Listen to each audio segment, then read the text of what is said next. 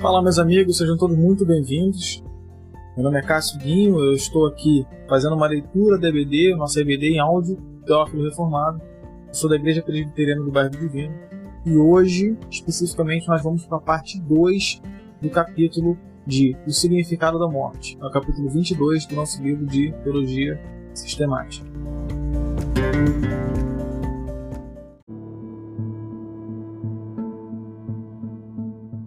O significado da morte. A morte é a consequência do pecado, mas não uma consequência natural. Devemos considerar a morte como um aspecto penal de Deus, em relação à desobediência do homem. Morte, portanto, antes de qualquer coisa, é punição. Deus disse a Israel: a alma que pecar, essa morrerá. Ezequiel 18:4. E Paulo disse aos Romanos: o salário do pecado é a morte. Romanos 6:23. Como diz Berkhoff, a morte não é descrita como algo natural na vida do homem, mera falha de um ideal, e sim, assaz decisivamente como algo alheio e hostil à vida humana. É uma expressão da ira divina. Salmo 90, 7 e 11. Um julgamento, Romanos 1,32. Uma condenação, Romanos 5,16. E uma maldição, Gálatas 3,13. E enche os corações dos filhos dos homens de temor e tremor, justamente porque é tida como uma coisa antinatural. Todos esses elementos devem ser considerados numa definição de morte. Quando pensamos em morte, precisamos entender que há 3 sentidos para esse acontecimento: morte física, espiritual e eterna.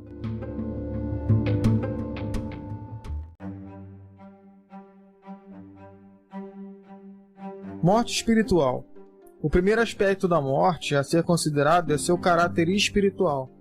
Estamos falando da queda da comunhão com Deus, pois, uma vez que, de acordo com as Escrituras, o significado mais profundo da vida é a comunhão com Deus, o significado mais profundo da morte tem de ser a separação de Deus. Isso aconteceu com Adão no mesmo dia em que pecou. A Escritura diz que, após comerem o fruto da árvore proibida, Adão e Eva tomaram consciência de sua nudez e fugiram da presença de Deus, se escondendo por entre as árvores do jardim. Gênesis 3, do 7 ao 8. A comunhão estava quebrada. Essa morte é a forma como todas as pessoas vivem. Paulo descreveu todas as pessoas como estando mortas em seus delitos e pecados. Efésios 2:1. Nesse estado, o homem não consegue agradar a Deus e nem sequer dar um passo em direção a Deus. Este estado de morte espiritual, que é a consequência do pecado, torna o homem cego para as coisas de Deus, 2 Coríntios 4:4, e incapacitado de ir a Jesus antes que Deus realize sua obra de sua livre graça dentro dele. Só quando Deus muda o seu coração e sua disposição, então o homem consegue se voltar para Deus. Ver João 4:44.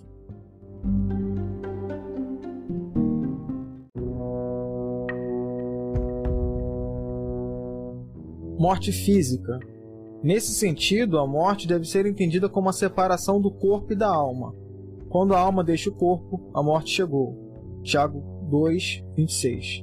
Nesse ponto, se cumpre a palavra que Deus dirigiu ao homem após o pecado: no suor do rosto comerás o teu pão, até que tornes a terra, pois dela fostes formado, porque tu és pó, e ao pó tornarás. Gênesis 3:19, ver Eclesiastes 3:20. Porém o espírito não vira pó, pois, como diz o Eclesiastes, o pó volta à terra, mas o espírito volta a Deus que o deu. Eclesiastes 12:7. A morte física é uma punição, porque o ser humano não foi feito para viver sem corpo. Os gregos antigos entendiam que a morte era divina e o corpo uma espécie de sepultura da alma. No entendimento deles, a melhor coisa que poderia acontecer para a alma era se ver livre do corpo. A Bíblia não endossa essa visão. Apesar de a alma continuar vivendo após a morte, ela não se encontra em felicidade completa, pois Deus criou o ser humano com 2 aspectos, o espiritual e o físico, e ambos precisam um do outro.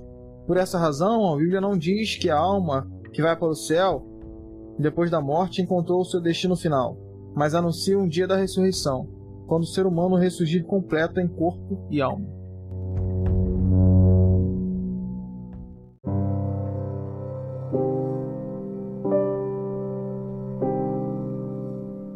Morte eterna. A morte eterna deve ser vista como uma consumação da morte espiritual após a morte física. A morte física vem sobre todos, mas a morte eterna somente sobre os que estão sem Cristo. Nesse ponto, é interessante pensarmos que a salvação depende de um novo nascimento. João 3:3. Quem nasce uma vez morre duas, mas quem nasce duas só morre uma. Durante essa vida, embora grande parte das pessoas esteja no estado de morte espiritual, mediante a graça comum, Deus lhes concede muitas bênçãos e restringe o mal. Porém, na morte eterna, as restrições do presente desaparecem e a corrupção do pecado tem sua obra completa. O peso total da ira de Deus desce sobre os condenados, e isso significa morte, no sentido mais terrível da palavra. Morte eterna deve ser associada com o inferno, e em última instância, com o lago de fogo do Apocalipse.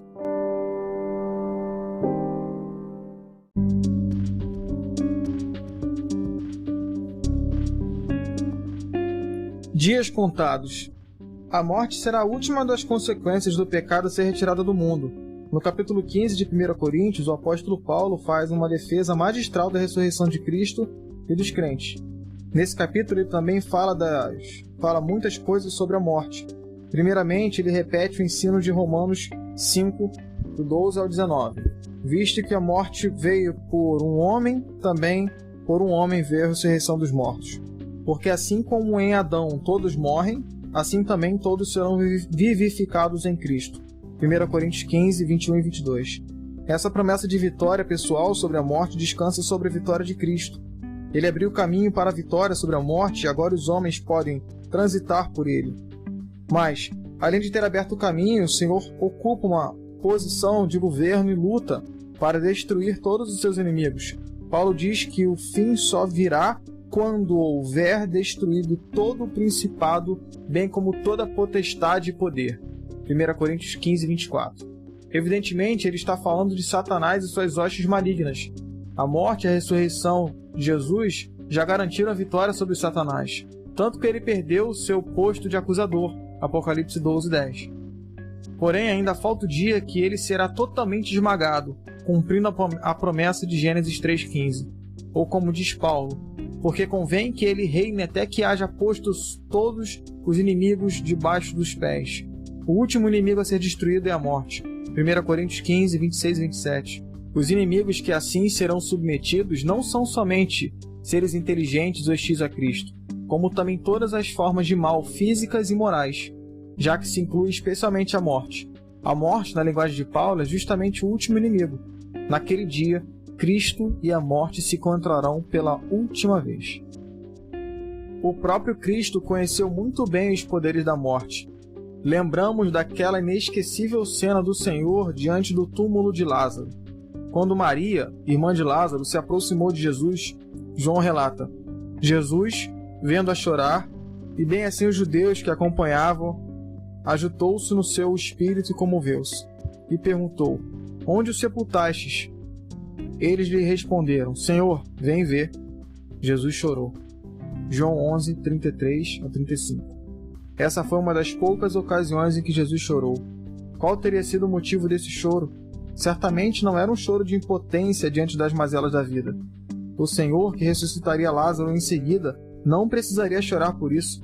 Era choro de alguém que sabia o quanto a morte deteriorou a perfeição da criação de Deus. Era o choro de alguém que definitivamente não se conformava com a morte. Mais tarde, ele próprio experimentou a fúria da morte dependurado no madeiro. Portanto, Jesus sabe mais do que ninguém o significado dela. Porém, 3 dias depois, na maior demonstração de poder entre a criação e o fim do mundo, o Senhor derrotou a morte, ressuscitando gloriosamente. A partir daquele dia, os dias da morte estão contados. Em breve, o último inimigo cairá definitivamente.